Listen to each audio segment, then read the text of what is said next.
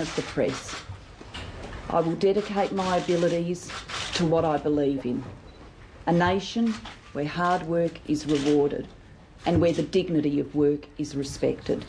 A nation that prides itself on the excellence of its education system, where government can be relied on to provide high-quality services for all Australians. An Australia that can achieve even greater things in the future. We should not be afraid of the future. A strong Australia respected as a global force for progress, for peace and for tolerance. A bright democracy for the world to admire and a sanctuary for all of our people. Can I say to the Australian people, there will be some days I delight you, there may be some days I disappoint you. On every day, I will be working my absolute hardest for you. Thank you very much, and I now turn to Wayne Swan. Well, thank you very much, Prime Minister. Can I just say it's an unexpected privilege to be elected Deputy Leader of the Parliamentary Labor Party and therefore Deputy Prime Minister. Today we move forward with Julia Gillard. Today we move forward with an intelligent, strong, competent and compassionate leader. She has been a first-class Deputy Prime Minister and she will be a first-class Prime Minister. Now, today isn't a day for celebration. Today is a day to knuckle down and to get back to work. And that is precisely what we are going to do. My focus is on providing continuity and stability and delivering the responsible economic management that has been the hallmark of this government from day one. Of course, my priorities as Deputy Prime Minister are built on the beliefs I've held all of my life. A strong economy, a dynamic and internationally competitive business community, secure, well-paid jobs, reward for effort, a fairer go for people on low incomes, giving more Australians a role in our prosperity, and security and dignity in retirement. Now, we have a very good story to tell about creating jobs and growing our economy. But despite our success nationally with the economy, there are many people who still do it tough. And of course they are the focus of our concerns every day. We do understand that many families are under financial pressure, and we understand that we need to address those concerns. I also want to just mention the importance of health and education, dealing with schools, our training systems, national broadband.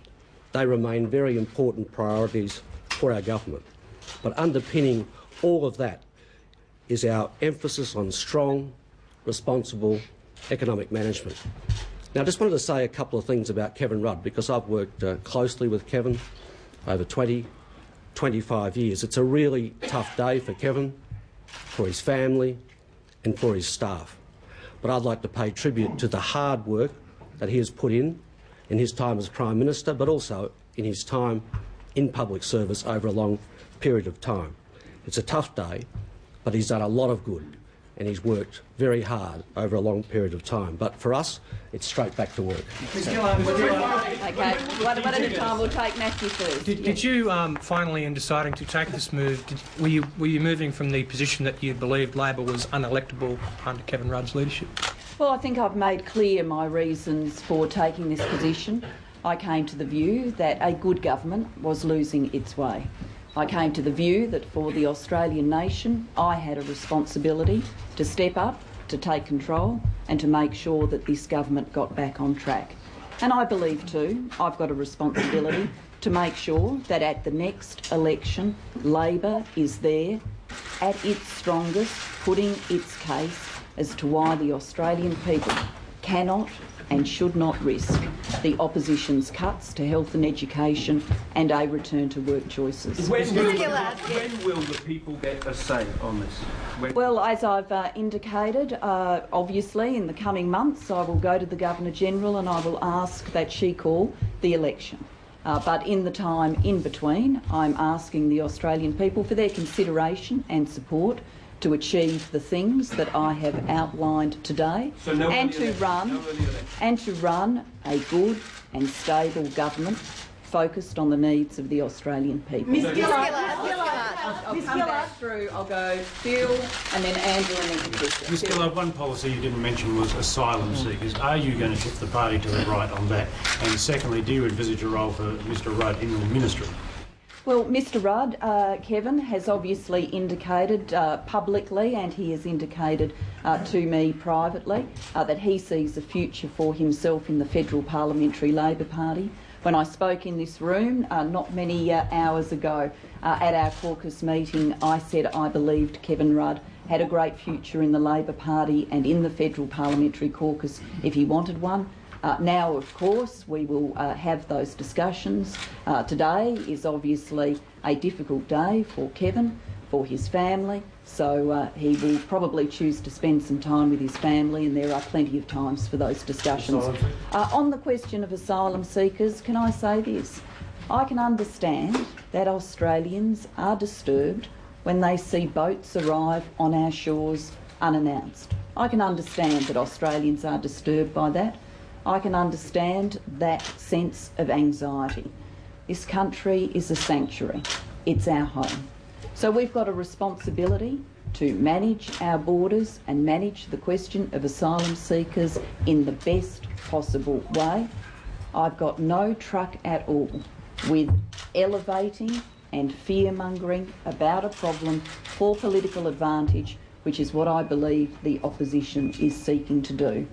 But I am full of understanding of the perspective of the Australian people, that they want strong management of our borders, and I will provide it. Yes, Angela. On the mining tax, it's caused Labor all sorts of troubles in the resources state, WA and Queensland in particular. You talk about the move towards negotiation rather than just consultation. What are the key parameters under which you will be negotiating, and do you hope to have this resolved before the election? Well, look, I'm not going to go through parameters today. What I am saying, and it's a genuine offer, is the door of this government is open. I'm opening that door. I'm asking the mining industry to open its mind.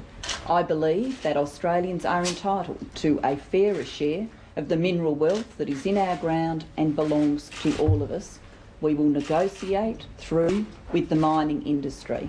And I do believe that there is a consensus emerging that Australians are entitled to that fairer share, and that the mining industry can pay more tax. Building on that consensus, we will have those negotiations. I said I'd go to Patricia and then I'll come back over. Yes. Do you think the money that was going to be spent on the mining ads was a waste, and did you argue against that spending in Cabinet? And also, were you saying that the doors on the mining tax have been closed? Well, can I say, Patricia, I am not going to canvass back through earlier Cabinet discussions, but I am going to say this loud and clearly. I take my fair share of the responsibility for the decisions of the government, absolutely. What I have decided today as incoming Prime Minister is I will order the taking of whatever steps are necessary to remove that government advertising as quickly as possible. And in an exercise of respect, I'm asking the mining industry to do the same with its ad campaign.